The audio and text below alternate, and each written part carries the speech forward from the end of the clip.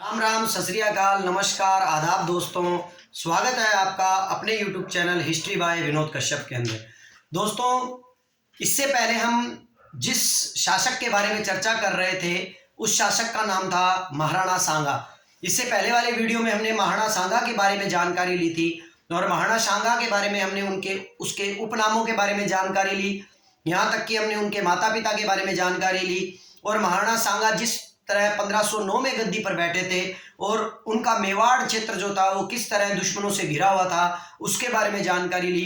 फिर हमने मेवाड़ का गुजरात के साथ संघर्ष पढ़ा और फिर उसके बाद हमने मेवाड़ का संघर्ष पढ़ा किसके साथ? मालवा के साथ, जो कि महमूद खलजी सेकंड के साथ हुआ था। दोस्तों, इन सब युद्धों के बाद अब हम आगे पढ़ने वाले हैं मेवाड़ और दिल्ली संघर्ष। याद रखिए दोस्तों, हमने सांगा के बारे में, उसके उदार व्यवहार के बारे में भी चर्चा की थी, जो कि तबकाते अकबरी के आधार पर निजामुद्दीन अहमद के द्वारा जो लिखी गई किताब है उसके आधार पर हमने ये बताया था कि सांगा जो है एक उदार प्रवृत्ति वाला शासक था। तो दोस्तों, इसी क्रम के अंदर आज हम महाराणा सांगा को आगे पढ़ते हुए और महाराणा सांगा का आगे नॉलेज लेते हुए हम आज पढ़ेंगे मेवाड़ और दिल्ली संघर्ष, या आप ये कह सकते हो कि मेवाड़ और मुगल संघर्ष तो नहीं बोलेंगे दोस्तों, लोधी संघर्ष बोल सकते हो आप। तो हमें यहाँ पर दिल्ली संघर्ष लिख देते हैं एक बार, ताकि आप दिल्ली के संघर्ष के अंदर लोधियों के बारे में जान सकें। और आपको यहाँ पर याद रखना होगा दोस्तों कि मेवाड़ के अंदर जिस वक्त राणा सांगा का युद्ध अभियान या राणा सांगा के साथ युद्ध अभियान दिल्ली का हुआ, उस वक्त दिल्ली का शासक जो था सिकंदर लोधी नहीं था, इब्राहिम लोधी था। तो याद रखिएगा 1517 के अंदर सिकंदर लोधी की मृत्यु हो गई थी और 1517 में सिकंदर लोधी की मृत्यु होने के बाद गद्दी किसको मिली थी? इब्राहिम लोधी को मिली थी और यही लोधी वंश का अंतिम शासक था। तो दोस्तों, इब्राहिम लोधी के साथ अब क्या था, हुआ ये दोस्तों कि इब्राहिम लोधी महाराणा सांगा से बड़ा चिंतित था। क्यों चिंतित था दोस्तों? क्योंकि आप समझदार हो, राणा सांगा जो है किस तरह अजमेर तक आकर अपनी सत्ता को काबिज कर रहे हैं। साथ ही साथ यहाँ पर इब्राहिम लोधी जो है वो इस बात को लेकर चिंतित हो गया कि जो क्षेत्र उसके अधिकार में थे उन क्षेत्रों के अंदर राणा सांगा अपने सैन्य अभियान कर रहा है। और उसे ये भी चिंता सताने लगी थी कि कहीं राणा सांगा अपनी महत्वाकांक्षाओं को लेते हुए कभी दिल्ली या आगरा पर आक्रमण न कर दे, उसे जीत न ले। और इसीलिए इब्राहिम लोधी ने महाराणा सांगा के विरुद्ध सैन्य कार्रवाई करने का क्या कर लिया? निश्चय कर लिया। और इस तरह इब्राहिम लोधी जो है वो महाराणा सांगा के विरुद्ध सर्वप्रथम कहाँ आकर खड़ा हो गया? खातौली के मैदान के अंदर खड़ा हो गया। और इसी जगह पर एक युद्ध हुआ जिसे हम किसके नाम से जानते हैं? खातौली के युद्ध के नाम से जानते हैं। और ये खातौली का युद्ध सर्वप्रथम सबसे पहले हुआ 1517 के अंदर। दोस्तों, ये आपको सन बड़े इंपॉर्टेंट है, इन्हें याद रखना जरूरी है, क्योंकि हम जिन युद्धों का क्रम पढ़ रहे हैं, जैसे कि मैंने आपको गागरोन का युद्ध बताया था 1519 के अंदर, तो आपको उसी तरह दोस्तों इन युद्धों के क्रम को याद रखना है। क्यों? क्योंकि इन युद्धों के क्रम को अभी रीट एग्जाम के अंदर पूछा गया था कि राणा सांगा के द्वारा लड़े गए युद्धों को आप एक क्रम में लिखिए। तो दोस्तों, आपको मैं यहाँ पर एक बार इन युद्धों को लिख देता हूं। सबसे पहले सांगा ने खातौली का युद्ध लड़ा था, जो 1517 के अंदर लड़ा गया था। ये 1517 के अंदर जो युद्ध लड़ा गया था ये इब्राहिम लोधी के खिलाफ लड़ा गया था। उसके बाद दोस्तों बाड़ी का युद्ध लड़ा गया, जो लगभग 1517-18 के अंदर क्या किया गया था? लड़ा गया था। फिर उसके बाद अगर बात करें तो हमारे पास एक युद्ध आता है जिसका नाम क्या है? गागरोन का युद्ध। दोस्तों, इस युद्ध को 1517 और 18 भी कहा जाता है। और गागरोन का युद्ध सन कब लड़ा गया था? 1519 के अंदर लड़ा गया था। दोस्तों, गागरोन के युद्ध के बाद महाराणा सांगा का इंपोर्टेड युद्ध आता है ब्याना का युद्ध, और ब्याना का युद्ध लड़ा गया था 16 फरवरी सन 1527 को। ठीक है दोस्तों। और फिर उसके बाद उनका इंपोर्टेंट और लास्ट युद्ध आता है जिसको बोलते हैं खानवा का युद्ध, जो लड़ा गया 17 मार्च सन 1527। ठीक है दोस्तों। तो ये इनके युद्धों के क्रम थे और इन्हीं युद्धों के क्रम को आपको याद रखना है। और अब हम इन युद्धों के क्रम को क्या करते हैं? बड़ा विस्तार से पढ़ते हैं। तो चलिए दोस्तों, वीडियो शुरू करते हैं और इस जानकारी को पूर्ण रूप से लेते हैं। लेकिन उससे पहले मेरी आप लोगों से एक छोटी सी अपील जिन बच्चों ने मेरे चैनल को सब्सक्राइब नहीं किया है, जो बच्चे मेरे चैनल से नए जुड़े हैं, वो कृपया मेरे चैनल को सब्सक्राइब कर लें। साथ ही साथ दोस्तों बेल आइकन भी दबा लें ताकि मेरे आने वाले न्यू वीडियोस के नोटिफिकेशन आपको क्या होते रहे, मिलते रहे। तो चलिए दोस्तों, और वीडियो अच्छा लगे तो लाइक करना न भूलें और अपने दोस्तों के अंदर भी दोस्तों इस चैनल को जरूर आप प्रचार करें। बस मेरे लिए आपका इतना सा ही छोटा सा काम है। तो चलिए दोस्तों, हम बात करेंगे खातोली के युद्ध के बारे में। दोस्तों सबसे पहले खातोली के युद्ध को पढ़े उससे पहले हमें एक छोटी सी बात जाननी है, क्योंकि हम यहाँ पर कई बार पजल हो जाते हैं कि खातोली जो है वो बूंदी में पड़ता है या खातोली जो है वो कहाँ पड़ता है, कोटा में पड़ता है। तो दोस्तों मैं आपको जो जानकारी देने वाला हूं उसे थोड़ा बड़ा गंभीर रूप से और आराम से जानकारी लीजिएगा, आपको इसका अंतर बिल्कुल अच्छी तरह स्पष्ट हो जाएगा। अंतर क्या है दोस्तों, आप ये देखिए कि खातोली का युद्ध 1517 में लड़ा जा रहा है और हम पजल हो रहे हैं कि वो बूंदी में पड़ता है या कोटा में पड़ता है। तो लेकिन दोस्तों आपको याद होना चाहिए कि कोटा राज्य जो है वो क्या है, शाहजहां के आदेश पर बूंदी से तोड़कर बनाया गया था सन 1631 के अंदर। 1631 में बूंदी से टूटकर कोटा बना था। तो दोस्तों युद्ध तो 1517 में हो रहा है, तो इसका मतलब तो कोटा क्या नहीं था, अलग था ही नहीं। इसका मतलब ये हुआ कि उस वक्त कोटा नाम की कोई जगह नहीं थी। उस वक्त ये क्षेत्र किस में आया करता था, बूंदी में आया करता था। लेकिन जब 1631 में यहां से बूंदी से कटकर कोटा का क्षेत्र बन गया, तो याद रखिएगा कि वर्तमान में ये क्षेत्र जो है खातोली वो किस में आता है, कोटा के अंदर आता है। और कोटा के अंदर एक पीपलदा तहसील है दोस्तों, याद रखिएगा पीपलदा तहसील है दोस्तों कोटा की, जिसके अंदर ये खातोली का क्षेत्र जो है वो आता है। तो याद रखिएगा बूंदी में था, कोटा में है। ठीक है दोस्तों, इंपॉर्टेंट बात यहां पर पहली बात खत्म हुई। अब ये युद्ध जो है आप जानते हो किस किस के मध्य हुआ, इब्राहिम लोदी, ठीक है ना, वर्सेस किसके मध्य हुआ, सांगा के मध्य हुआ। दोस्तों दोनों की महत्वाकांक्षाएं थी और इब्राहिम लोदी सांगा के विरुद्ध एक सैनिक कार्रवाई करना चाहता था। उसका एक बड़ा इंपॉर्टेंट कारण यह भी था कि राणा सांगा लगातार अपनी शक्तियों का क्या कर रहा है, विस्तार कर रहा है, युद्धों के माध्यम से अपने साम्राज्य का विस्तार कर रहा है, जिससे चिंतित होकर इब्राहिम लोदी ने क्या किया था, मतलब है ना, इस पर आक्रमण करने का निश्चय कर लिया था। और यहां पर यह भी कहा जाता है कि इब्राहिम लोदी के एक पुत्र को राणा सांगा ने बंदी बना लिया था, जिसकी जानकारी हमें अमर काव्य वंशावली से प्राप्त होती है, जो अमर काव्य वंशावली रणछोड़ भट्ट तैलंग के द्वारा लिखी गई है। यह अमर काव्य वंशावली महाराणा राज सिंह के काल के अंदर लिखी गई थी। और याद रखिएगा दोस्तों, इस अमर काव्य वंशावली में सर्वाधिक जिक्र हमें जो मिलता है वो महाराणा राज सिंह के बारे में हमें क्या होता है, प्राप्त होता है। तो चलिए दोस्तों हम जानकारी लेते हैं खातोली के युद्ध की। दोस्तों खातोली का युद्ध राणा सांगा और इब्राहिम लोदी के मध्य हुआ। ये युद्ध बहुत ही इंपॉर्टेंट युद्ध है दोस्तों। ये युद्ध क्यों इंपॉर्टेंट है, इस युद्ध के अंदर ही कहते हैं कि जब इब्राहिम लोदी एक बड़ी सेना लेकर खातोली के क्षेत्र में आ गया था, बूंदी के क्षेत्र में आ गया था और कोटा के क्षेत्र में है, तो याद रखिएगा जब वो बूंदी के क्षेत्र में आ गया था तो याद रखिएगा यहाँ पर राणा सांगा के मध्य और इब्राहिम लोदी के मध्य एक भयंकर युद्ध हुआ। और इस युद्ध के अंदर कहते हैं कि एक युद्ध लड़ते हुए राणा सांगा का बायां हाथ जो था वो कट गया था और राणा सांगा लड़ते लड़ते घायल हो गए थे। और इसी युद्ध के अंदर एक तीर आकर राणा सांगा के घुटनों में जाकर लगा था, जिसके कारण इनका एक पैर भी खराब हो गया था। और एक पैर क्या था, पैर से वो क्या हो गए थे, वंचित हो गए थे। तो दोस्तों इसी युद्ध के अंदर राणा सांगा ने, खातोली के युद्ध के अंदर ही राणा सांगा ने अपना बायां हाथ खोया था और एक पैर खोया था। इसी वजह से खातोली का युद्ध बड़ा इंपॉर्टेंट हो जाता है। और यहाँ राणा सांगा ने खातोली के युद्ध के अंदर इब्राहिम लोदी के एक पुत्र को भी क्या कर लिया था, बंदी बना लिया था। लेकिन इतना सब कुछ होने के बावजूद भी इस युद्ध का विजेता कौन रहा था, राणा सांगा। अर्थात राणा सांगा ने इस युद्ध के अंदर इब्राहिम लोदी को बुरी तरह पराजित कर दिया था। ठीक है दोस्तों, तो ये भी इंपॉर्टेंट बात है। अब इस तरह इब्राहिम लोदी युद्ध हार कर क्या हुआ, वापिस चला गया, लेकिन उसने दोबारा आगे युद्ध लड़ने का निश्चय किया और अगला युद्ध जो था वो एक बड़ी सेना लेकर दोबारा इस युद्ध को लड़ना चाहता था। और इसीलिए उसने एक दोबारा सैन्य अभियान भेजा, जो सैन्य अभियान कहां पर हुआ, बाड़ी के अंदर हुआ। और इसी युद्ध को हम किसके नाम से जानते हैं, बाड़ी का युद्ध या बांडी का युद्ध। ये बांडी क्षेत्र जो है दोस्तों कहां पड़ता है, वर्तमान में धौलपुर के अंदर पड़ता है। और ये युद्ध कब हुआ दोस्तों, 1518 के अंदर। और ये युद्ध भी किस किस के मध्य हुआ, राणा सांगा वर्सेस किसके मध्य हुआ दोस्तों, इब्राहिम लोदी के मध्य।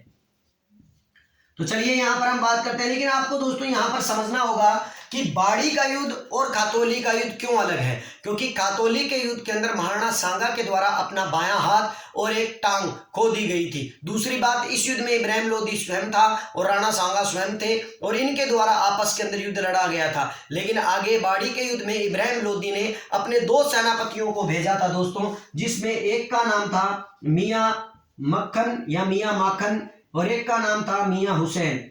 याद रखिएगा दोस्तों, इनके 2 सेनापति थे, मियां माखन और मियां हुसैन। मियां माखन और मियां हुसैन ने ही इस युद्ध को लड़ा था। हालांकि दोस्तों इस युद्ध के अंदर, बाड़ी के युद्ध के अंदर किसकी विजय हुई थी? सांगा की विजय हुई थी। अर्थात 2 युद्धों के अंदर सांगा ने इब्राहिम लोदी को बुरी तरह क्या कर दिया था? पराजित कर दिया था। इसका मतलब एक बात तो साफ है कि राणा सांगा दिल्ली सल्तनत के शासक इब्राहिम लोदी से बहुत अधिक ताकतवर थे और साथ ही साथ बहुत ही अधिक क्या थे? मतलब सैन्य संचालन के अंदर भी उनका बहुत अधिक क्या था? रुतबा था। दोस्तों यहाँ पर आपको थोड़ी सी एक बात और बताना चाहूंगा कि बांडी का युद्ध जो है, जो राणा सांगा और इब्राहिम लोदी के मध्य लड़ा गया, इस युद्ध के बारे में फारसी तवारीखों के अंदर, फारसी तवारीखें मतलब उनके फारसी ग्रंथों के अंदर इस युद्ध का विजेता जो है वो इब्राहिम लोदी को बताया जाता है। दोस्तों याद रखिएगा, इब्राहिम लोदी को बाड़ी के युद्ध का विजेता फारसी तवारीखों के अंदर बताया गया है कहीं कहीं।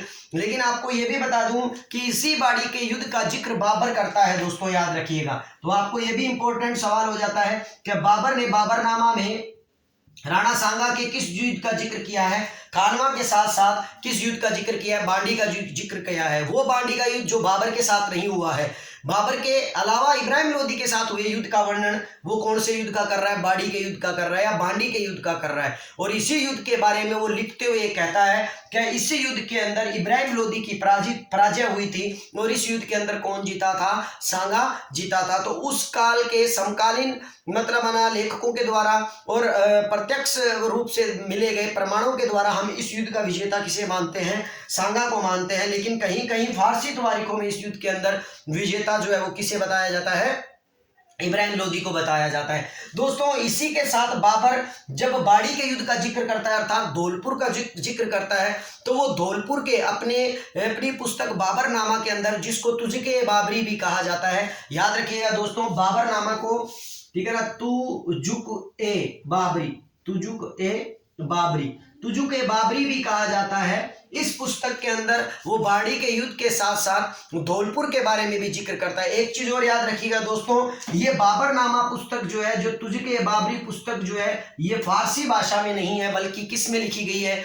तुर्की भाषा में लिखी गई है, जो बाबर की आत्मकथा है, जो बाबर ने स्वयं ने लिखी थी। इसी किताब के अंदर जब वो बाड़ी के युद्ध का जिक्र करता है तो साथ साथ में वो धौलपुर के अंदर एक कमल के फूल के बाग का भी जिक्र करता है और वो ये कहता है कि एक बड़ा सुंदर कमल के फूलों का एक बाग है जो कहाँ पड़ता है? धौलपुर के अंदर पड़ता है। तो इसलिए ये भी याद रखिएगा, इन दोनों युद्धों के अंदर हमें किसकी विजय प्राप्त होती है? राणा सांगा की विजय प्राप्त होती है। अर्थात इब्राहिम लोदी इन दोनों युद्धों के अंदर क्या हो जाता है? हारता हुआ दिखाई देता है। दूसरी तरफ जब इब्राहिम लोदी बुरी तरह हार जाता है, बुरी तरह परास्त हो जाता है, तो राणा सांगा का रुतबा कहीं बढ़ जाता है और उत्तर भारत के अंदर राणा सांगा का नाम चलने लगता है और लोग तो ये तक कहने लगते हैं, इसके राजपूत सरदार ये तक कहने लगते हैं कि राणा सांगा एकमात्र ऐसा शासक है जो हिंदू, ठीक है ना, साम्राज्य को या मेवाड़ के साम्राज्य के साथ साथ हिंदू साम्राज्य की स्थापना कर सकता है। दूसरी तरफ दोस्तों इब्राहिम लोदी 2 युद्धों में हार चुका है। अब 2 युद्धों में हार चुका है तो आपको यह समझना होगा कि इब्राहिम लोदी जब हार गया तो इब्राहिम लोदी की ये कमजोरियां जो थी वो सामने आ गई थी। और ये कमजोरियां किन के सामने आ गई थी? इब्राहिम लोदी के सामंतों के सामने आ गई थी, इब्राहिम लोदी के रिश्तेदारों के सामने आ गई थी। और इसीलिए इब्राहिम लोदी के खिलाफ वो लोग षड्यंत्र रचने लगे थे और उसी षड्यंत्र के तहत यहाँ पर इब्राहिम लोदी का एक चाचा था जिसका नाम था दौलत खां लोदी और एक उसका चचेरा भाई था जिसका नाम था आलम खां लोदी। इन लोगों ने इब्राहिम लोदी के खिलाफ षड्यंत्र रचने का निश्चय कर लिया और इन्होंने इब्राहिम लोदी को गद्दी से हटाने का निश्चय कर लिया और स्वयं गद्दी के पर बैठने का क्या कर लिया? इन्होंने निश्चय कर लिया। तो दोस्तों इन दोनों युद्धों को आप स्क्रीनशॉट में ले सकते हैं। उसके बाद हम आगे चलकर इस षड्यंत्र के बारे में जिक्र करते हैं कि किस तरह दिल्ली और मेवाड़ के संघर्ष के बाद इब्राहिम लोदी के खिलाफ षड्यंत्र होने शुरू हुए और उन षड्यंत्रों के अंदर किन किन लोगों का हाथ रहा। दोस्तों यहां पर आपको याद रखना पड़ेगा कि एक तो इब्राहिम लोदी का चाचा था जिस चाचा का नाम था दौलत खां लोधी, ये पंजाब का गवर्नर था दोस्तों, दौलत खां लोधी। और एक उसका चचेरा भाई था जिसका नाम था आलम खां लोधी, चचेरा भाई था जिसका नाम था आलम खां लोधी। ये दोनों के दोनों एक बात जान चुके थे कि इब्राहिम लोधी कमजोर है और राणा सांगा जैसा व्यक्ति, जो राजपूत व्यक्ति जो है, वो 2 बार किसको पराजित कर चुका है, इब्राहिम लोधी को पराजित कर चुका है। और कहीं ना कहीं इनके मन में लालच आ गया था कि हमें दिल्ली की सत्ता पर हम बैठ जाएं और किसको हटा दें, इब्राहिम लोधी को हटा दें। लेकिन ये लोग जाकर राणा सांगा से मदद नहीं ले सकते थे। उसका सबसे बड़ा रीजन था क्योंकि राणा सांगा हिंदू साम्राज्य से जुड़ा हुआ था, हिंदू मतलब ना शासक था, और उनको ये लगता था कि यदि राणा सांगा से मदद लेकर इब्राहिम लोधी को हटाने का प्रयास किया तो कहीं ना कहीं राणा सांगा स्वयं दिल्ली को क्या कर लेगा, जीत लेगा। लेकिन दोस्तों यहाँ पर एक बड़ी ही भारी भूल मानी जाती है कि वो राणा सांगा जो 2 बार इब्राहिम लोधी को परास्त कर चुका था, उसकी सबसे बड़ी भूल इतिहासकार ये कहते हैं कि उसे उसी वक्त ही दिल्ली पर आक्रमण कर देना चाहिए था, उसे उसी वक्त ही दिल्ली को अपने अधिकार में ले लेना चाहिए था। तो उसके बाद बाबर कभी भी दिल्ली की तरफ नजर नहीं डालता, क्योंकि बाबर स्वयं भी राणा सांगा के खिलाफ लड़ना नहीं चाहता था। लेकिन दोस्तों यही काम एक बार गलती की राणा सांगा ने, और ऐसी ही गलती सेम बाबर के समय भी राणा सांगा ने दोबारा गलती की। और कहते हैं कि 2 बार गलतियां कर दी, उसके बावजूद भी राणा सांगा जीवित था। लेकिन दूसरी गलती के बाद राणा सांगा को बाबर ने मौका नहीं दिया। तो हम दूसरी बार गलती का इंतजार करेंगे कि वो कब करेगा। पहली गलती यहां पर कि वो लोधी को हराकर, इब्राहिम लोधी को हराकर उसने आगरा या दिल्ली पर अधिकार नहीं किया, ये सबसे बड़ी भूल थी किसकी, राणा सांगा की। लेकिन दोस्तों यहां पर आपको एक चीज और समझनी पड़ेगी कि चाचा दौलत खां लोधी और चचेरा भाई आलम खां लोधी जो कि षड्यंत्र रच रहे थे, और दूसरी तरफ महाराणा सांगा जो है अपने साम्राज्य का विस्तार कर रहे थे। अपने साम्राज्य के अंदर वो क्या कर रहे थे, लगातार अपने साम्राज्य को मतलब ना बढ़ाते जा रहे थे, दूसरों के साथ मैत्री संबंध बनाते जा रहे थे। उसी तरफ ये दोनों दौलत खां लोधी और आलम खां लोधी जो है वो काबुल के अंदर एक व्यक्ति था जिसका नाम था बाबर। ठीक है दोस्तों, और इस बाबर से मुलाकात की इन्होंने, और बाबर से मुलाकात करते हुए इन बाबर को उन्होंने आमंत्रित किया, और बाबर को आमंत्रित करते हुए ये कहा कि आप आकर इब्राहिम लोधी के खिलाफ युद्ध लड़िए और उस युद्ध के अंदर हम आपका सहयोग करेंगे। दोस्तों यहाँ पर जो मैं बात आपको बता रहा हूं कि इब्राहिम लोधी के खिलाफ बाबर को आमंत्रित करने वाले लोग कौन थे, दौलत खां लोधी और आलम खां लोधी। तो लेकिन दोस्तों यहां पर आपको यह भी समझना पड़ेगा कि जब हम बाबर के ग्रंथ बाबरनामा को पढ़ते हैं तो बाबरनामा इसके अंदर कुछ और ही कहानी बताता है। और बाबरनामा में यह कहता है कि वो युद्ध जो है, उस युद्ध के लिए मुझे किसने आमंत्रित किया था, राणा सांगा ने निमंत्रण दिया था। राणा सांगा ने मुझे इस युद्ध के लिए क्या किया था, निमंत्रण दिया था कि आप युद्ध करने के लिए आइए। इधर से आप कहां आक्रमण करना, दिल्ली पर आक्रमण करना इब्राहिम लोधी के खिलाफ, और इधर से आप मैं आक्रमण कहां करूंगा, आगरा की तरफ आक्रमण कर दूंगा, जिसके कारण इब्राहिम लोधी बुरी तरह क्या हो जाएगा, ठीक है ना, असमंजस में पड़ जाएगा और बुरी तरह क्या हो जाएगा, वो युद्ध हार जाएगा। कहीं ना कहीं दोस्तों इन बातों में कितनी सच्चाई है या कितना ये जो है मतलब इतिहास सच बताता है, इस बात के बारे में हम आगे प्रत्यक्ष और प्रमाण के साथ बात करेंगे। लेकिन मुद्दा ये है दोस्तों कि आपको समझना यहां पर ये है कि अगर ये चीज कहीं ना कहीं सच्चाई भी लगती है। क्यों लगती है, क्योंकि मान के चलिए यदि फारसी तवारीखें बाड़ी के युद्ध में इब्राहिम लोधी को जीता हुआ बताती है तो कहीं ना कहीं राणा सांगा, ये माना जा सकता है कि राणा सांगा जो है इब्राहिम लोधी से एक युद्ध में जीता था, एक युद्ध में हारा था। तो कहीं ना कहीं राणा सांगा को ये हो सकता था कि राणा सांगा इस बात से शंकित था कि वो इब्राहिम लोधी को हरा पाएगा या नहीं, इसीलिए वो बाबर की मदद ले ले, और बाबर की मदद ले ले तो कहीं ना कहीं बाबर दिल्ली पर आक्रमण कर देगा और मैं आगरा पर आक्रमण कर दूंगा। और इन दोनों के मध्य बात भी यही हुई थी कि दिल्ली का शासन बाबर के हाथ में आ जाएगा और आगरा की साइड का जो शासन है वो किसके हाथ में आ जाएगा, राणा सांगा के हाथ में आ जाएगा। तो कहीं ना कहीं बाबर की इस बात को सत्य माना जा सकता है, लेकिन ये तब माना जा सकता है जब बाड़ी के युद्ध के अंदर राणा सांगा को पराजित माना जाए और इब्राहिम को क्या माना जाए, जीता माना जाए। लेकिन यदि हम वर्तमान इतिहासकारों के आधार पर, डॉक्टर गौरीशंकर हीराचंद्र ओझा के आधार पर, इन सभी इतिहासकार, डॉक्टर गोपीनाथ शर्मा के आधार पर, यदि बाड़ी के युद्ध के अंदर यदि हम राणा सांगा को जीता हुआ बताते हैं तो कहीं ना कहीं इस बात पर प्रश्न चिन्ह लग जाता है कि राणा सांगा जो व्यक्ति इब्राहिम लोदी को 2 बार युद्धों में पराजित कर सकता है, ठीक है ना, खातौली के युद्ध में और बाड़ी के युद्ध में, तो वो फिर इब्राहिम लोदी को हराने के लिए बाबर को क्यों आमंत्रित करेगा। तो इसीलिए हमें उस पक्ष पर देखने पर हमें बाबर की ये बात जो है वो झूठी लगती है कि कहीं ना कहीं बाबर ने ये गलत लिखा होगा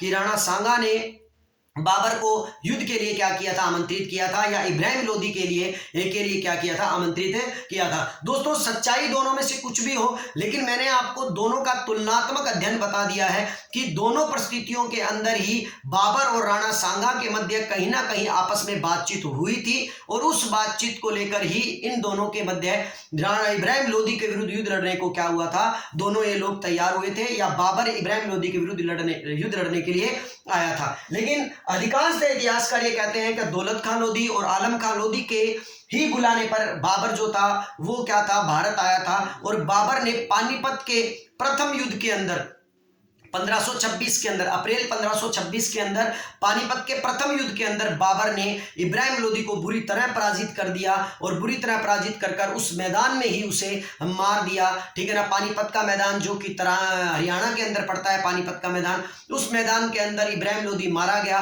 और इस तरह दिल्ली सल्तनत पर भारत के अंदर मुगल वंश की नींव किसने स्थापित कर दी, बाबर ने स्थापित कर दी। तो दोस्तों आपको याद रखना होगा कि ये जो युद्ध है, जिस युद्ध के बारे में हम पानीपत के युद्ध की बात कर रहे हैं, ये अप्रैल 1526 में लड़ा गया। तो मैं इस युद्ध के बारे में थोड़ा सा आपको बात बता देता हूं। यहां पर क्या था, चाहे इब्राहिम लोदी के खिलाफ दौलत खान लोदी ने और आलम खान लोदी ने बाबर को आमंत्रित किया हो और चाहे राणा सांगा को आमंत्रित किया हो, लेकिन ये पानीपत का युद्ध जो है, ये पानीपत का युद्ध हरियाणा के मैदान में बाबर और किसके मध्य लड़ा गया, इब्राहिम लोदी के मध्य लड़ा गया। और इब्राहिम लोदी के साथ विश्वासघात किन्होंने किया, इन 2 व्यक्तियों ने किया। और ये युद्ध कब लड़ा गया, अप्रैल 1526 के अंदर लड़ा गया।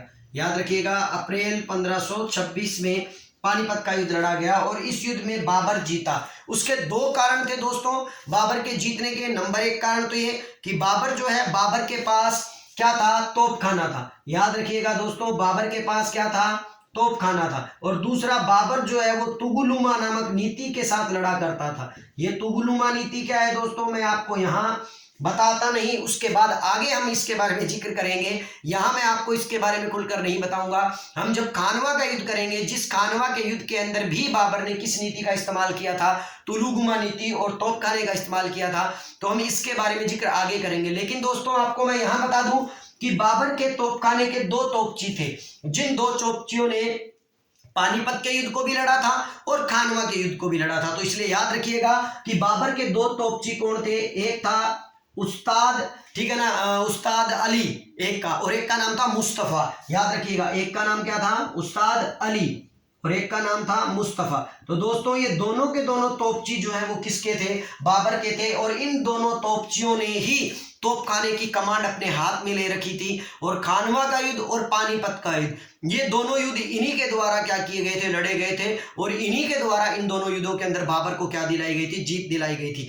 एक चीज और बता देता हूं दोस्तों मैं आपको, इस युद्ध के अंदर इब्राहिम लोदी के साथ ग्वालियर का शासक भी विक्रमजीत भी लड़ने के लिए आया था। याद रखिए दोस्तों, ग्वालियर का शासक विक्रमजीत जो है वो भी किसकी तरफ से लड़ने के लिए आया था, इब्राहिम लोदी की तरफ से ही लड़ने के लिए आया था। और इस युद्ध में बाबर के साथ बाबर का पुत्र हुमायूं भी था। दोस्तों याद रखिएगा, बाबर के साथ भी बाबर का पुत्र क्या था, हुमायूं भी था। और जब ग्वालियर का शासक विक्रमजीत इस युद्ध को लड़ने के लिए आया तो इस युद्ध के अंदर वो क्या हो गया, लड़ते हुए मारा गया। और लड़ते हुए मारा गया तो इसी ग्वालियर के शासक विक्रमजीत से हुमायूं को कौन सा हीरा प्राप्त हुआ था, कोहिनूर हीरा प्राप्त हुआ था। तो ये भी याद रखिएगा दोस्तों कि हुमायूं को जब कोहिनूर हीरा प्राप्त हुआ विक्रमजीत से, ग्वालियर के शासक से, तो ये कोहिनूर का हीरा वो बाबर के पास लेकर गया। और बाबर ने इस कोहिनूर हीरे को देखा और देखकर अपने पुत्र हुमायूं को ये हीरा वापस दे दिया कि बेटा ये इस युद्ध का इनाम तेरे लिए है और इस हीरे को तू ही रख अपने पास। और इस तरह दोस्तों ये हीरा हुमायूं के पास आया। हुमायूं से हीरा चलते चलते शाहजहां के पास आया। शाहजहां ने इस हीरे को एक मयूर सिंहासन बनवाया और उस मयूर सिंहासन के अंदर क्या कर दिया, लगवा दिया। और उसके बाद ये हीरा मयूर सिंहासन को कौन उड़ा कर ले गया, नादिर शाह उड़ा कर ले गया। और नादिर शाह से ये हीरा जो है पंजाब के शासकों के पास आया, जिसमें महाराजा रणजीत सिंह के पास आते हुए ये हीरा बाद में इंग्लैंड के पास चला गया और आज वर्तमान में ये इंग्लैंड की महारानी के ताज में लगा हुआ है। तो दोस्तों ये कोहिनूर हीरे का सफर जो है बड़ा ही लंबा रहा है और बड़ा ही रोचकपूर्ण रहा है, जो कि अलाउद्दीन खिलजी के काल से शुरू होता है और जाकर इंग्लैंड की महारानी के ताज पर जाकर क्या होता है, खत्म होता है। तो दोस्तों इसके बारे में हम कभी और चर्चा करेंगे, लेकिन अभी मुद्दा बात है कि हुमायूं को कोहिनूर हीरा प्राप्त हुआ विक्रमजीत से, और इस तरह पानीपत के युद्ध के अंदर बाबर की बड़ी ही अच्छे तरीके से जीत हुई। और इसी जीत के चलते बाबर ने इस पानीपत के युद्ध के बाद हिंदुस्तान के अंदर मुगलिया सल्तनत की क्या कर दी थी, नींवें डाल दी थी। लेकिन दोस्तों बाबर इस युद्ध को जीतने के बाद भी पूर्ण रूप से अभी आश्वस्त नहीं था, क्योंकि बाबर जानता था कि यदि उसे भारत में मुगल सत्ता को स्थायी बनाना है, मुगल सत्ता को मजबूत बनाना है, तो उसे मेवाड़ के शासक राणा सांगा के विरुद्ध कार्रवाई करनी जरूरी होगी, क्योंकि उसका सबसे बड़ा जो रास्ते का कांटा है वो राणा सांगा है। लेकिन बाबर राणा सांगा के विरुद्ध युद्ध नहीं लड़ना चाहता था, क्योंकि वो भी आशंकित था, क्योंकि सांगा उत्तर भारत का सबसे ताकतवर शासक था। और इस बात की चर्चा बाबर अपने बाबरनामा में भी करता है। और साथ ही साथ वो ये भी समझता था, बाबर ये भी जानता था कि युद्ध अभी मैंने पानीपत का युद्ध किया है, जिसमें मेरे सैनिक बहुत से घायल भी हो गए हैं, और मैं डायरेक्ट राणा सांगा के साथ क्या नहीं कर सकता हूँ, किसी प्रकार का सैन्य अभियान है नहीं कर सकता हूँ। इसीलिए उसने युद्ध करने से पहले सांगा के साथ संधि वार्ता करना चाहिए। और ये संधि वार्ता किस तरह हुई, इसके बारे में हम आगे बात करेंगे। दोस्तों वीडियो के साथ बने रहिए और इस रोचक जानकारी को लेते रहिए। और वीडियो अगर अच्छा लग रहा हो तो दोस्तों वीडियो को लाइक जरूर कीजिए और वीडियो को कमेंट भी जरूर कीजिएगा। तो चलिए दोस्तों हम बात करेंगे आगे। इसे मैं थोड़ा साफ कर देता हूं, आप अगर स्क्रीनशॉट लेना चाहें तो ले सकते हैं, या आप क्या किया कीजिए, मेरे द्वारा बताई गई जानकारी के यदि आप नोट्स बनाते हैं तो बनाने के लिए आप मेरे वीडियो को दोबारा बैक कर या उसकी स्पीड कम कर क्या है उसे देख सकते हैं। ठीक है, कई बार कुछ बच्चे कहते हैं कि सर आप तेज पढ़ाते हो। दोस्तों मैं क्या है कि इतना चलता हूं कि कुछ बच्चों को इस वीडियो की स्पीड को बढ़ाना न पड़े, क्योंकि कई बार हम क्या करते हैं, जब ज़्यादा जानकारी लेने चाहते हैं और वीडियो को जल्दी देखना चाहते हैं तो वो लोग स्पीड कर देते हैं, जबकि आप स्पीड करने की जरूरत ही नहीं है। मैंने खुद ही इस तरीके की स्पीड क्लियर की है कि जो आपके लिए ज़्यादा उचित है, और लगातार हम अगर जुड़े रहें तो हमें वो चीज़ क्या होने लगती है, समझ में भी आने लगती है। तो चलिए दोस्तों हम अब बात करेंगे कि बाबर किस तरह राणा सांगा से संधि वार्ता करना चाहता है। और ये संधि वार्ता जब वो करता है तो एक पत्र व्यवहार के माध्यम से करता है। दोस्तों याद रखिएगा, इस राणा सांगा के द्वारा राणा सांगा के साथ बाबर का पत्र व्यवहार की जानकारी हमें दो जगह से मिलती है। ये दो जगह कौन सी है, हम इसके बारे में बात करते हैं। सबसे पहले याद रखिएगा दोस्तों कि अब हम जानकारी लेने वाले हैं, अब हम जानकारी ले रहे हैं मेवाड़ और मुगलों की जानकारी ले रहे हैं। तो हम यहां पर मेवाड़ और मुगल लिख देते हैं, मुगलों में बाबर की ले लेते हैं। देखिए दोस्तों इनके मध्य जो पत्र व्यवहार हुआ, ठीक है ना, उस पत्र व्यवहार के अंदर आपको याद रखना पड़ेगा कि उस पत्र व्यवहार की मध्यस्थता जो थी वो करने वाला बंदा कौन था, सलहदी तंवर था या सिलहदी तंवर था। ठीक है दोस्तों, सलहदी तंवर याद रखिएगा दोस्तों।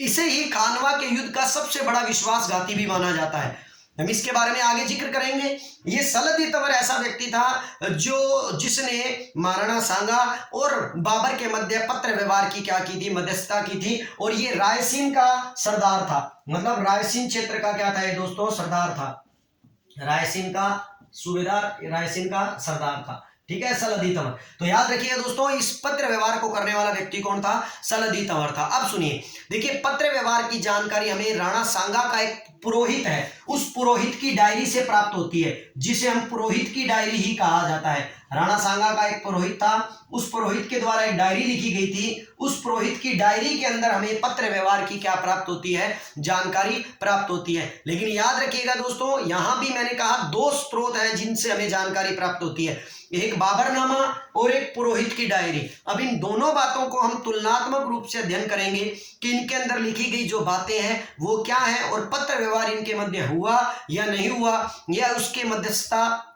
सलदी तंवर ने की या नहीं की। चलिए दोस्तों, जब हम पुरोहित की डायरी की बात करते हैं तो पुरोहित की डायरी के अंदर, राणा सांगा के पुरोहित की डायरी के अंदर ने उसके अंदर साफ लिखा हुआ है उन्होंने कि बाबर ने सांगा से सहायता मांगी थी और इब्राहिम लोदी के विरुद्ध क्या था कि सहायता मांगी थी। तो उनके मध्य एक आपस के अंदर ये करार हुआ, ये वादा हुआ कि एक तरफ क्या है, इब्राहिम लोदी जो है वो दिल्ली पर आक्रमण करेगा और राणा सांगा जो है वो किस तरफ आक्रमण कर देगा, वो आगरा की तरफ आक्रमण कर देगा। जब ये दोनों के मध्य आपस में बात हुई तो यहां पर कहते हैं कि बाबर ने जब दिल्ली पर आक्रमण किया और सांगा ने आगरा पर नहीं किया, और इस प्रकार के कोई भी चिन्ह प्राप्त नहीं होते कि सांगा कहीं भी युद्ध में आया था या सांगा की सेना ने कहीं भी इब्राहिम लोदी के विरुद्ध युद्ध लड़ा था। तो इसी बात को लेकर बाबर ने सांगा के ऊपर, ठीक है ना, संधि वार्ता को तोड़ने का या वादा खिलाफी का आरोप लगाया था और इसी को लेकर बाबर जो है राणा सांगा के विरुद्ध युद्ध लड़ना चाहता था, जो युद्ध खानवा का युद्ध कहलाता है। दोस्तों ये बात जो है हमें पत्र व्यवहार से बात मालूम चलती है और ये बात हमें किससे प्राप्त लगती है, पुरोहित की डायरी से प्राप्त होती है। लेकिन जबकि बाबर जो है वो बाबरनामा में कुछ और ही लिखता है और बाबरनामा में ये कहता है कि राणा सांगा ने इब्राहिम लोदी के विरुद्ध मुझसे मदद मांगी थी। देखिए, पुरोहित की डायरी कहता है कि बाबर ने सांगा से मदद मांगी है और जबकि बाबर ये कहता है कि राणा सांगा ने, ठीक है ना, मुझसे मदद मांगी है। किसके विरुद्ध? इब्राहिम लोदी के विरुद्ध। दोस्तों इन दोनों बातों को यदि आप ध्यान से पढ़ेंगे तो आपको एक बात समझ में आएगी, चाहे मदद बाबर ने मांगी हो चाहे मदद सांगा ने मांगी हो, लेकिन इन दोनों बातों से, बाबरनामा से और पुरोहित की डायरी से एक बात तो स्पष्ट होती है कि इन दोनों के मध्य कहीं ना कहीं आपस के अंदर पत्र व्यवहार हुआ था और इस पत्र व्यवहार की मध्यस्थता करने वाला व्यक्ति कौन था? सलदी तंवर था। इसीलिए इस बात के अंदर निष्कर्ष ये निकलता है कि चाहे मदद किसी ने भी मांगी हो, लेकिन याद रखिएगा कि इनके मध्य आपस के अंदर इन दोनों विवरणों से, बाबरनामा से और पुरोहित की डायरी से इस बात का पता लग जाता है कि इन दोनों के द्वारा क्या की गई थी, आपस के अंदर पत्र व्यवहार किया गया था, इन दोनों के द्वारा आपस में बातचीतें की गई थी। अब सांगा ने जब आक्रमण नहीं किया आगरा पर बाबर के अनुसार, तब बाबर ने वादा खिलाफी का आरोप लगाया था उस पर और इसीलिए यह कहा जाता है कि बाबर ने सांगा के विरुद्ध युद्ध लड़ने का क्या कर लिया था? निश्चय कर लिया था। उसका भी एक रीजन था दोस्तों, क्योंकि पुरोहित की डायरी से हमें यह भी पता लगता है कि जब बाबर ने सांगा से मदद मांगी, क्योंकि मैंने अभी बताया कि पुरोहित की डायरी कहता है कि बाबर ने सांगा से मदद मांगी और बाबरनामा कहता है कि सांगा ने मुझसे मदद मांगी। तो यहां पर पुरोहित की जब हम डायरी पढ़ते हैं तो ये हमें बात नजर में आती है कि जब इस पत्र व्यवहार का पता मेवाड़ के महाराणा सांगा के सामंतों को लगा, उनके मित्रों को लगा, तो जब वो सारे लोग इकट्ठे हुए तो उन सब लोगों ने महाराणा सांगा को बाबर का साथ न देने से क्या किया? सचेत किया और ये तक कहा कि बाबर एक सांप है और सांप को दूध पिलाने से क्या लाभ, इसीलिए हमें बाबर की मदद नहीं करनी चाहिए। और अब सांगा जो था वो बाबर के विरुद्ध क्या था? अपने आप को अपने सामंतों के विरुद्ध होकर बाबर की मदद नहीं कर सकता था, इसीलिए कहीं ना कहीं सांगा ने बाबर की मदद नहीं की। लेकिन दोस्तों सांगा इस बात को जानता था कि यदि मैंने बाबर की मदद नहीं की है, क्योंकि उसके अनुसार, डायरी के अनुसार, तो कहीं ना कहीं बाबर जब अगर युद्ध को जीत जाएगा और बाबर अगर युद्ध को जीत गया है तो उसके बाद बाबर कहीं ना कहीं किसके खिलाफ कार्रवाई करेगा? सांगा के खिलाफ कार्रवाई करेगा। और इसीलिए सांगा ने बाबर के खिलाफ अपने सैन्य अभियानों को, अर्थात या अपनी स्थिति को मजबूत करना क्या कर दिया था? शुरू कर दिया था और लगातार उसने अपने क्षेत्रों में परिवर्तन करने शुरू कर दिए थे। क्यों? क्योंकि सांगा बड़ा दूरदर्शी था कहीं ना कहीं और सांगा इस बात को जानता था कि बाबर उसके खिलाफ किसी ना किसी प्रकार का षड्यंत्र रचेगा और कहीं ना कहीं उसके विरुद्ध एक सैनिक अभियान करेगा। दोस्तों मैं टाइम देख लेता हूं कितना टाइम हुआ है, ठीक है ना। चलिए 32 मिनट हो चुके हैं। आगे हम बात करते हैं दोस्तों, ये जानकारी जो है हमें आगे क्या लेकर जाती है। अब सांगा जो है वो बाबर के विरुद्ध अपने आप को क्या कर रहा है? मजबूत कर रहा है और इस मजबूती के चलते वो क्या काम कर रहा है? नंबर 1 सबसे महत्वपूर्ण है, याद हो तो दोस्तों मैंने आपको बताया था जब गागरोन का युद्ध हुआ था, 1520 के आसपास, तो 1520 के आसपास जब गागरोन का युद्ध हुआ था तो उस युद्ध के अंदर राणा सांगा ने अपनी फौजें कहां भेज दी थी? मैदिनी राय की मदद करने के लिए गागरोन भेज दी थी। इसीलिए सबसे पहला काम राणा सांगा ने क्या किया कि गागरोन से अपनी फौजें वापस बुलवा ली। नंबर 1, गागरोन से अपनी फौजें वापस बुलवाई, ठीक है दोस्तों, ताकि वो अपनी सैन्य शक्ति को क्या कर सके, संगठित कर सके और बाबर के विरुद्ध किसी के विरुद्ध एक अच्छी रणनीति बना सके। इसीलिए तो दूसरा दोस्तों सबसे इंपॉर्टेंट कार्य उसने क्या किया, पहला कार्य तो ये किया, दूसरा उसने क्या किया, रणथंभौर के पास एक क्षेत्र पड़ता है दोस्तों जिसको कहा जाता है खंडार। खंडार जो है वो रणथंभौर के अंदर पड़ता है और पहले इस पर इब्राहिम लोदी का अधिकार था दोस्तों। ये बहुत बड़ी इंपॉर्टेंट बात है कि इस खंडार पर पहले इब्राहिम लोदी का अधिकार था और इब्राहिम लोदी के इस अधिकार को इब्राहिम लोदी का अधिकार होने के कारण खंडार या दोस्तों ये कहाँ है, रणथंभौर में। अब सुनते जाइएगा, रणथंभौर के अंदर है तो इब्राहिम लोदी का इस पर अधिकार था। अब इब्राहिम लोदी का खंडार पर अधिकार था, इसीलिए आपको समझना ही होगा कि ये रणथंभौर दुर्ग के आसपास अधिकांश मुस्लिम जनता रहती थी और मुस्लिम जनता जो थी जब वो रहती थी तो इस खंडार पर राणा सांगा ने आक्रमण कर दिया और राणा सांगा ने आक्रमण कर खंडार को जीत लिया और खंडार को जीतकर अपने अधिकार में कर लिया और अपने अधिकार में कर वहां की जो जनता थी वो बड़ी घबरा गई और यहां से घबरा कर वो इस क्षेत्र को छोड़कर कहां चली गई, संभवतः बाबर के पास चली गई होगी और वहां पर बाबर को राणा सांगा के विरुद्ध उन्होंने उकसाया होगा और बाबर को जरूर ये कहा होगा कि सांगा ने हमें उस क्षेत्र से निकाल दिया है, आपकी जनता पर क्या किया है, बड़ा जुल्म किया है, अत्याचार किया है। तो कहीं ना कहीं बाबर के और सांगा के मध्य अब जो संबंध है वो दोस्तों लगातार क्या हो रहे हैं, कटुतापूर्ण हो रहे हैं। तो याद रखिएगा, खंडार या रणथंभौर पर क्या करना, ठीक है ना, का अधिकार करना या उस पर अधिकार करना और अधिकार कर उसके अंदर अपनी सैनिक कार्यवाही को क्या कर देना, स्थापित कर देना। तो इंपॉर्टेंट दोस्तों ये भी एक इंपॉर्टेंट कहानी आ जाती है। फिर उसके बाद दूसरी तरफ आपको ये भी समझना चाहिए कि जब राणा सांगा इस तरह की कार्रवाइयां कर रहा है तो आपको क्या लगता है, क्या बाबर अपने आप को मतलब है ना किसी प्रकार से सिक्योर नहीं करेगा? क्योंकि बाबर भी इस बात के लिए, बाबर सांगा से भी ज्यादा दूरदर्शी था दोस्तों, वो बड़ा ही चतुर था और बड़ा ही सेना संचालन में बड़ा ही निपुण था। कहते हैं कि जब सांगा ने इस प्रकार के कार्य करने शुरू किए तो दूसरी तरफ बाबर भी अपने आप को मजबूत कर रहा था। अब बाबर ने क्या किया दोस्तों, बाबर ने सबसे पहले आगे बढ़कर धौलपुर पर अधिकार कर लिया।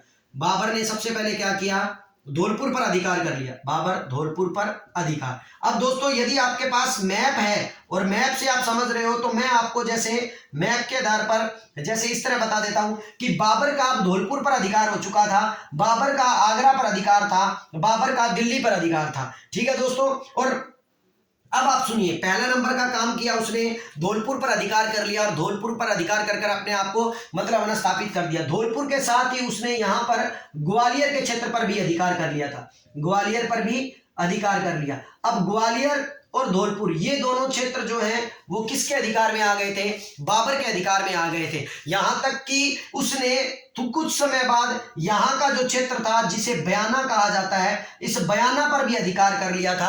अब देखिए किस तरह बाबर लगातार आगे बढ़ रहा है और लगातार आगे बढ़ता हुआ वो क्या कर रहा है, क्षेत्रों को जीत रहा है। यहां पर आपको समझना होगा दोस्तों, मैं बयाना के क्षेत्र के बारे में आपको जानकारी दूंगा पहले, लेकिन एक बार मैं दोबारा बता देता हूं कि बाबर ने सबसे पहले आगे बढ़कर आगरा से निकलते हुए धौलपुर पर अधिकार किया, धौलपुर के बाद उसने ग्वालियर पर अधिकार कर लिया, ग्वालियर के बाद दिल्ली उसके अधिकार में था और उसने यहां पर बयाना पर भी अधिकार कर लिया।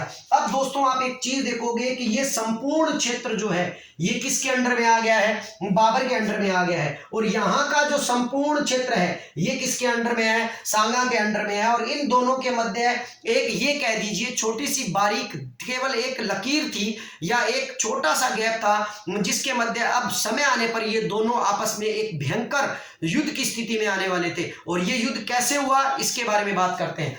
सबसे पहले मैं बयाना के बारे में बात करूंगा, क्योंकि बाबर के द्वारा जब बयाना को जीता गया था तो बयाना बड़ी आसानी से नहीं जीता गया दोस्तों, बयाना को जीतने में उसे बड़ा ही क्या हुआ, टाइम लगा और बड़ा ही मतलब ना मुश्किल काम किया उसने। पहले सुनिए, सबसे पहले कई बार ये बड़ी परीक्षाओं में क्वेश्चन आता है कि बाबर के द्वारा बयाना पर जब आक्रमण किया गया तो पहली बार किसके नेतृत्व में सेना भेजी। तो याद रखिएगा दोस्तों, बाबर ने पहली बार इश्क आका, ठीक है ना, इश्क आका जो कि बाबर का मित्र था, बाबर का घनिष्ठ दोस्त था, उसके नेतृत्व में बयाना के ऊपर सेना भेजी थी। लेकिन कहते हैं कि ये इश्क आका जो था इसको जीत नहीं पाया था, क्योंकि बयाना पर किसी टाइम के अंदर सांगा का क्षेत्र का अधिकार था, ठीक है ना, सांगा के अधिकार में आता था। इसीलिए इश्क आका बुरी तरह पराजित हो गया, बुरी तरह पराजित होकर ये वापिस आ गया। फिर दूसरी बार बाबर ने अपने बहनोई मेहंदी ख्वाजा को भेजा। दोस्तों ये भी याद रखिएगा कि दूसरी बार अपने बहनोई किसको भेजा, मेहंदी ख्वाजा को भेजा। और जब मेहंदी ख्वाजा को भेजा तो मेहंदी ख्वाजा ने, ठीक है ना, बयाना को क्या कर लिया, जीत लिया, और बयाना को जीत कर अपने अधिकार में कर लिया। अब जैसे ही बयाना बाबर के अधिकार में आया, वैसे ही अब इन दोनों के मध्य युद्ध का घंटा बज चुका था। अर्थात अगर हम ये कहें कि बाबर और राणा सांगा के मध्य अगर कोई तात्कालिक कारण माना जाता है तो वो है बयाना का, अर्थात बयाना के क्षेत्र पर बाबर का अधिकार करना। क्यों? क्योंकि फिर राणा सांगा जो था वो उसने समझते देर नहीं लगाई, और वो ये समझ चुका था कि बाबर कहीं ना कहीं वो मेरे विरुद्ध कार्रवाई कर रहा है, और इसीलिए राणा सांगा ने बाबर के विरुद्ध कार्रवाई करने का निश्चय कर लिया था। और अब राणा सांगा अपनी सेना कहां भेजेगा? अपने क्षेत्र को वापिस लेने के लिए भेजेगा, जो क्षेत्र किसके नाम से जाना जाता है? बयाना के नाम से जाना जाता है। जो बयाना वर्तमान में कहां पड़ता है? वर्तमान में कहां पड़ता है? भरतपुर के अंदर पड़ता है। तो याद रखिएगा दोस्तों, बयाना भरतपुर के अंदर पड़ता है, और इसीलिए यहां पर राणा सांगा और अकबर के मध्य एक युद्ध हुआ, जिस युद्ध को हम किसके नाम से जानते हैं? याद रखिएगा, बयाना के युद्ध के नाम से जानते हैं। तो चलिए दोस्तों, देर न करते हुए आगे बढ़ते हैं, और आगे हम आज जानकारी लेते हैं बयाना के युद्ध की। यहां पर आपको एक चीज और इंपॉर्टेंट याद रखनी होगी कि यहां पर हमने बताया कि बयाना को जीतने के लिए बाबर ने 2 अभियान किए थे, जिसमें पहला अभियान इश्क आका के नेतृत्व में किया गया, और दूसरा अभियान जो है वो अपने बहनोई मेहंदी ख्वाजा को भेजकर किया गया। और मेहंदी ख्वाजा ने इस अभियान के अंदर जीत हासिल कर ली थी, और बयाना को अपने अधिकार में क्या कर लिया था? ले लिया था। तो दोस्तों चलिए आगे हम जिक्र करते हैं बयाना के युद्ध का, और बयाना के युद्ध के बारे में जानकारी लेते हैं। दोस्तों, बयाना के युद्ध की जानकारी देते हुए मैं आपसे अपील करूंगा, यदि मेरे वीडियो में दी गई जानकारी आपको बहुत अच्छी लग रही है, मेरे वीडियो जो है वो आपको अच्छे लग रहे हैं, और आपको तो लगता है कि हम इतिहास को बड़ा ही करीबी से और बारीकी से सीख रहे हैं, तो मेरे वीडियो को लाइक करना न भूलें दोस्तों, और अपने मित्रों के अंदर शेयर जरूर करें। तो चलिए दोस्तों, हम बात करेंगे आज किस युद्ध की? बयाना के युद्ध की। बयाना का युद्ध। दोस्तों, बयाना का युद्ध जो है ये युद्ध बड़ा ही इंपॉर्टेंट युद्ध है, और ये युद्ध लड़ा गया कब? 16 फरवरी सन 1527 को। ठीक है दोस्तों, 16 फरवरी सन 1527। दोस्तों, अगर इसे याद रखना है तो कोई बड़ी बात नहीं है, बड़ा आसानी से याद रख सकते हो। कैसे? आपको सबको खानवा की डेट याद रहती है, 17 मार्च 1527। 17 मार्च 1527 खानवा का युद्ध लगभग सभी को याद रहता है, क्योंकि इंपॉर्टेंट युद्ध है। तो बस आप ये देखिए कि ये बयाना का युद्ध जो है वो खानवा के युद्ध से पहले हो रहा है, जस्ट एक पहले हो रहा है, 1 पॉइंट पहले हो रहा है। तो 1 पॉइंट पहले हो रहा है, तो इसकी डेटों को भी 1 पॉइंट पहले कर दीजिए कि 17 से 16 बना दीजिए, और मार्च से 1 पहले ले आए तो क्या बन जाएगा? फरवरी बन जाएगा, और समय 1527 का 1527 रहेगा। तो अपने आप इसकी डेट याद रख सकते हो कि 17 मार्च 1527 खानवा का युद्ध। तो एक पहले ले आइए, 17 से पहले ले आए 16 आ गया, और मार्च से पहले आ गया तो क्या आ गया? फरवरी आ गया। और इस तरह आप उसे क्या कर सकते हैं? याद है कर सकते हैं। बयाना का युद्ध किन किन के मध्य हुआ दोस्तों? बयाना का युद्ध हुआ राणा सांगा के मध्य वर्सेस किसके मध्य? बाबर के सैनिकों के मध्य। ठीक है ना, और बाबर के इस सैनिकों के मध्य ये युद्ध जो था, इस युद्ध को लड़ने वाला व्यक्ति कौन था? मेहंदी ख्वाजा। याद रखिएगा दोस्तों, खानवा के युद्ध में युद्ध लड़ने वाला व्यक्ति कौन था? मेहंदी ख्वाजा था। चलिए नेक्स्ट बात करते हैं। अब सांगा जो था अपनी कार्रवाई करने के लिए तैयार था, और सांगा ने अपनी कार्रवाई बयाना को लेकर की, और उसने एक बड़ी सेना भेजकर बयाना को घेर लिया। अब बयाना को घेर लिया, और बयाना को घेर कर उसने इस युद्ध के अंदर, बयाना के युद्ध के अंदर बाबर के जो सैनिक थे और मेहंदी ख्वाजा जो था उनको बुरी तरह परास्त किया। यहां पर यह कहा जाता है कि राणा सांगा के मात्र कुछ सैनिक थे जिनकी संख्या कम थी, लेकिन यहां पर मेहंदी ख्वाजा के सैनिकों की संख्या ज्यादा थी, और राजपूत इस तरीके से लड़े कि जो बाबर के सैनिक थे, जो मुगलिया सैनिक थे, उनके युद्ध को देखकर, उनके हु हल्ला को देखकर कि जय भवानी, जय माता की, जय काली। आप सोच के देखिए, युद्ध तो लड़ते ही लड़ते थे, क्योंकि युद्ध इनको लड़ना आता था, लेकिन साथ में युद्ध में केवल मरने के लिए आते थे। इनको मरने से बिल्कुल डर नहीं लगता था, और यही था कि इन्होंने जय भवानी और जय काली के नारे लगाते हुए युद्ध में कूद पड़े, और मुगलिया सैनिक के क्या हो गए? मुगलिया सैनिक के अंदर एक भय छा गया, और ये लोग यहां से भाग गए, और कुछ लोग मारे गए, और ये लोग इतने अधिक भयभीत हो गए कि इन्होंने जाकर, जब बाबर के सामने डरे हुए सैनिक वहां पहुंचे, तो उन्होंने सांगा के राजपूतों के युद्ध कौशल का वर्णन किया, जिससे बाकी बची हुई मुगलिया सेना के अंदर भी एक आतंक का माहौल छा गया, भय का माहौल छा गया, और उन्होंने युद्ध लड़ने से क्या कर दिया? मना कर दिया। तो दोस्तों ब्याना का युद्ध बड़ा ही इंपॉर्टेंट युद्ध है, आपको यह भी याद रखना पड़ेगा दोस्तों, इस ब्याना के युद्ध के अंदर राणा सांगा विजयी हुआ। इस बात का सबसे बड़ा प्रमाण कहां प्राप्त होता है? इस बात का सबसे बड़ा प्रमाण हमें बाबरनामा में प्राप्त होता है। बाबरनामा में बाबर स्वयं इस बात को लिखता है कि ठीक है ना, इस हार का वर्णन करता है बाबरनामा में, और हार का वर्णन करते हुए वो ये कहता है कि हाँ, मेरे सैनिक जो थे वो ब्याना के युद्ध में हार गए थे, और हारने के बाद उनके अंदर एक भय सा छा गया था। वो राणा सांगा के राजपूतों सैनिकों के साथ युद्ध लड़ना नहीं चाहते थे। उनके युद्ध कौशल का वर्णन सुनकर उनके अंदर एक आतंक सा छा गया था। इसीलिए मैंने कई ऐसे उपाय किए जिसके कारण मुझे मेरी सेना के अंदर क्या करना पड़ा, हौसला जगाना पड़ा। तब कहीं जाकर मुझे खानवा के युद्ध के अंदर मेरे सैनिकों का साथ प्राप्त हुआ। तो दोस्तों बाबरनामा में बाबर ने ब्याना के युद्ध में अपने आप की हार बताई है, और राणा सांगा की क्या बताई है? विजय बताई है। दोस्तों आज हमारा टॉपिक को हम ब्याना के युद्ध तक ही सीमित रखेंगे। आशा करता हूं आपको ये वीडियो अच्छा लगेगा, और ये जानकारी दी हुई जानकारी आपको अच्छी लगी होगी। जिन बच्चों को ये जानकारी अच्छी लगे वो मेरे चैनल को सब्सक्राइब कर लें और वीडियो को लाइक जरूर करें। मेरा थर्ड पार्ट महाराणा सांगा के पार्ट 3 के अंदर हम सभी जानकारियां जो बची हुई हैं वो हम पूर्ण रूप से क्या करेंगे, ले लेंगे।